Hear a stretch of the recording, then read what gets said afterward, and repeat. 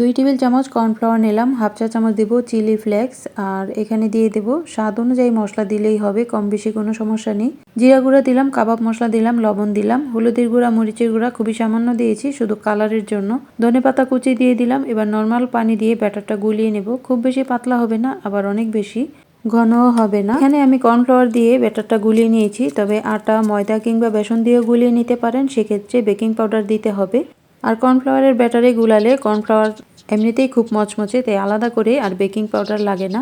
তো সেদ্ধ ডিম নিয়েছি, এবার ডিমগুলোকে এরকম লম্বা লম্বা করে কেটে নেব, 4-5টা দাগ কেটে নেব, আর একটু ডিপলি করে কাটতে হবে যেন এটা ভাজার সময় এই ফাঁকা অংশ তেলের ভিতরে যাবে আর ভাজা হবে, সেক্ষেত্রে ডিমগুলো আরো বেশি মজা হবে। তো আমার চড়ুই পাখিগুলো একটু দেখিয়ে নিন।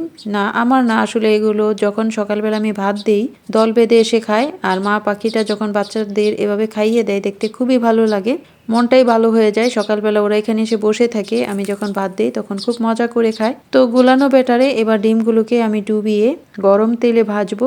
আর ভাজার সময় এই ডিম যে কেটে রেখেছিলাম, এই কাটা অংশগুলো একটু ফাঁকা ফাঁকা হবে, দেখতে খুবই সুন্দর লাগে। এই দেখুন, ডিম সিদ্ধ খাওয়ার সময় দেখা যায় গলাতে অনেক সময় কেমন যেন আটকে আটকে যায় এমন লাগে, কিন্তু এভাবে যদি ভেজে খান তাহলে খুব মজা করে খাওয়া যাবে, আবার গলায়ও আটকাবে না।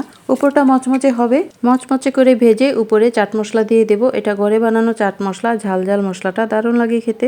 আর এই মশলায় মাখানো সসের সাথে এই ডিমটা বেশ ভালো লাগে খেতে।